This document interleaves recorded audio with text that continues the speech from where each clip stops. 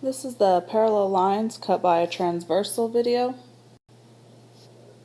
Parallel lines and transversals. In geometry, parallel lines are lines in a plane which do not meet or touch.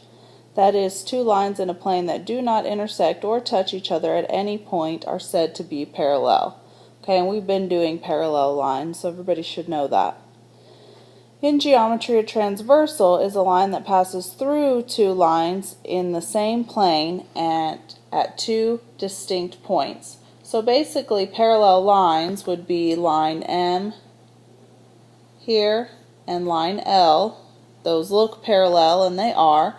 And if you ever see these little arrows drawn in the picture in the middle of the line, either one set or two like that, that means parallel. Okay, and then N, that would be the transversal. Okay.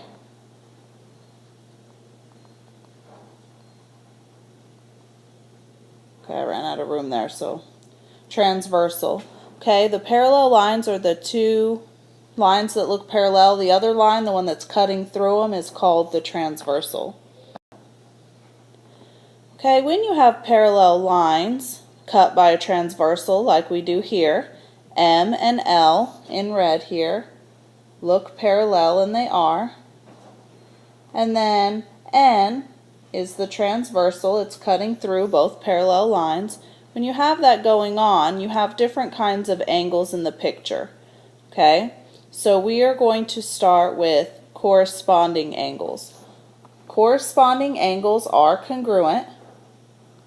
So that means anything that's a corresponding angle is the same. So 2 and 6 are corresponding angles. Okay? They're both on the same side of the parallel lines. They're both above the parallel lines. Okay? They're both to the right or on top of the green line. So those are corresponding angles. So angle 2 is congruent to angle 6. Okay. Alright, so 2 and 6 are corresponding. We also have 3 and 7 are corresponding.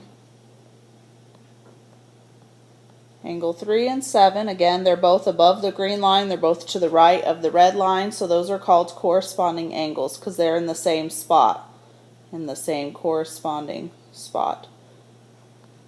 Alright, then we have 1 and 5 are corresponding angles, so they're congruent. Again, they're both on the bottom of the green line and they're both to the left of the red line, so since they're in the same spots, okay, those are considered corresponding and they would be congruent. Okay, and then 4 and 8. Angle 4 and angle 8 are congruent. Again, they're both below the green line, they're both to the right of the red line, so those are in the same spots, so they are corresponding, so they're congruent. Okay, going through these, if the angles look congruent, if they look the same size, they are. Okay, and that's true about all these listed. 2 and 6 look the same size. Okay, 3 and 7 look the same size. 1 and 5 look the same size, and 4 and 8 look the same size. So they look the same, and they are. Alright, alternate interior angles. So again, M and L are parallel. N is the transversal, it's cutting through them. Alternate interior angles are angles that are, they are congruent. Okay.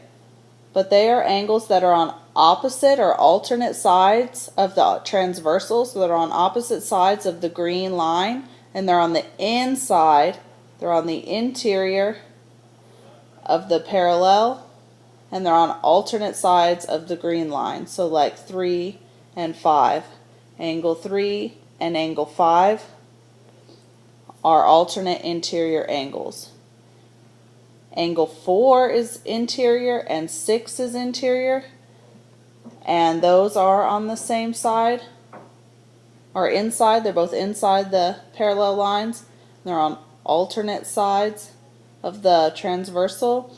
But again, If they look the same, they're the same. If they don't look the same, then they're not. So in this case, 4 and 6 are both obtuse angles, so they're congruent. 3 and 5 are acute, and they look congruent, and they are. Alternate exterior angles. So again, we have our parallel lines, M and L. We have our transversal, N. Alternate exterior angles are on the outside of the parallel lines, and they alternate. So 2 is on the outside of the parallel lines, 8 is on the outside of the parallel lines, okay? And alternate exterior angles are also congruent, okay? So alternate exterior angles are congruent. Again, if they look congruent, they are. 2 and 8 both look the same size, and they are, okay? 1 and 7 are alternate exterior angles. They're on outside of the red line and on alternate or opposite sides of the green line. Again, they look the same. They're both small, they look like they're the same, and they are. Same side interior angles. So again, we have parallel lines, we have a transversal. Same side interior angles would be, they're actually supplementary. Remember, supplementary means they add up to equal 180. Okay, so these are not congruent, and when we point them out, they won't look congruent either. So same side interior means they're on the inside of the parallel lines, and they're on the same side of the green line. So 3 and 6 are on the inside, and they're on the same side of the green line. But if you look at 3 and 6, 3 is acute and 6 is obtuse, so they don't look the same, so they're not. So angle 3 plus angle 6 actually equals 180. They're not equal. Again, with this type of picture, if they look equal, they are. If they don't look equal, then they add up to equal 180. Okay? 4 and 5 are same side interior angles. Angle 4 and angle 5 add up to equal 180. They're not congruent. They don't look the same. 4 is a big angle. 5 is a little angle. They don't look the same. If they look the same, they are. If they don't look the same, they add up to equal 180. Same side exterior angles. So we have 2 parallel lines. We have a transversal. Okay, same side exterior angles are on the same side of the transversal, but they're on the outside, the exterior of the parallel lines. Okay, same side exterior angles add up to equal 180. Okay, so for example, 2 and 7 are on the same side of the green line. They're on the exterior of the parallel lines, but angle 2 and angle 7 are not congruent. They equal 180. Same thing with 1 and 8. Angle 1 and angle 8 are same side exterior angles, and those add up to equal 180. If they look equal, they are. If they don't look equal, they add up to equal 180. Alright, then we have a couple examples here. So it says to find the angle of measure 1. So we are given 67 and we are given 1. Now these are called corresponding angles. Okay? Not that you need to memorize that name, but they're called corresponding angles. Okay? And corresponding angles are congruent. So if 67, so if this is 67, then angle 1 is 67. Again, if they look the same, then they are. If they look equal, then they are equal. Okay? The other example over here, example 2, it says find the measure of angle HJK. So that would be HJK. So that's angle X. That's the one you're looking for there. Okay? And they give you angle 142. Okay? Those are actually corresponding angles as well. Okay? Corresponding angles are congruent, but also they look equal. X looks like an obtuse angle. 142 is an obtuse angle. Okay? So they look equal. They are equal. All right. This next example, okay, we're looking for angle 3, and we're given angle 111. Now these are actually alternate interior angles, okay, and alternate interior angles are congruent. If you don't remember that, they look equal. Angle 3 and 111 both look like obtuse angles. They look equal, so they are equal. Okay. All right, example number 4. We are looking for angle 4. Okay, and we are given this right angle. Okay, these are same side interior angles, and same side interior angles are supplementary. They add up to equal 180.